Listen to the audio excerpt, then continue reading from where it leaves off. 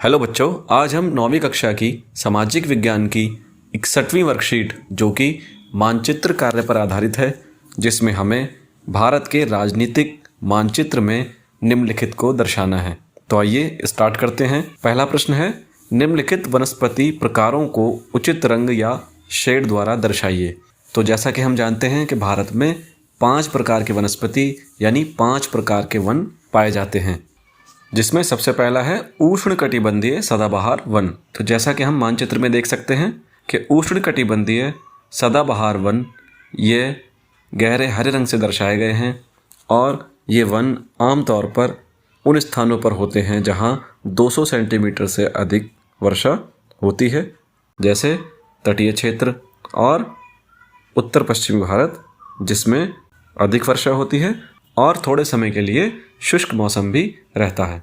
इसके बाद दूसरा है उष्णकटिबंधीय पर्णपाती वन।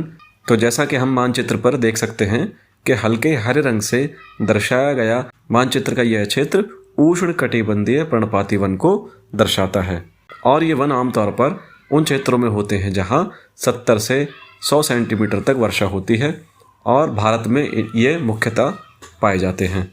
इसके बाद है पर्वतीय वन। तो जैसा कि नाम से ही स्पष्ट है कि ये वन पर्वतीय क्षेत्रों में पाए जाते हैं और इसे मानचित्र पर पीले रंग से दर्शाया गया है, जिसमें हम देख सकते हैं कि जम्मू कश्मीर, हिमाचल प्रदेश, उत्तराखंड और अरुणाचल प्रदेश तथा सिक्किम ये क्षेत्र हैं जहां पर्णपाती वन पाए जाते हैं। इसके बाद है मैंग्रोव वन।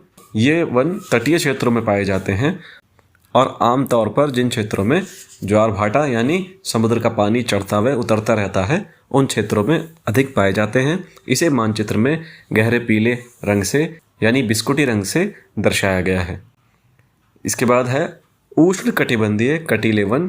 तो उष्ण यानी शुष्क, सूखा, आमतौर पर सूखे क्षेत्रों में जैसे राजस्थान और भारत का दक्षिण मध्य भाग जिसमें कि पठार हैं, तो ये वन रेगिस्तानी क्षेत्र व पठारी क्षेत्र में पाए जाते हैं और इन वनों में आमतौर पर कटीले वृक्ष ही होते हैं जैसे कीकर, बबूल आदि।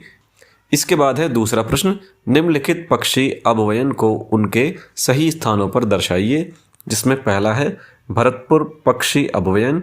यह राजस्थान में स्थित है और इसे हम इस स्थान पर दर्शाएंगे। दूसरा है रंगनथिट्टू पक्षी अभवयन। यह कर्नाटक में स्थित है और इसे हम इस स्थान पर दर्शाएंगे।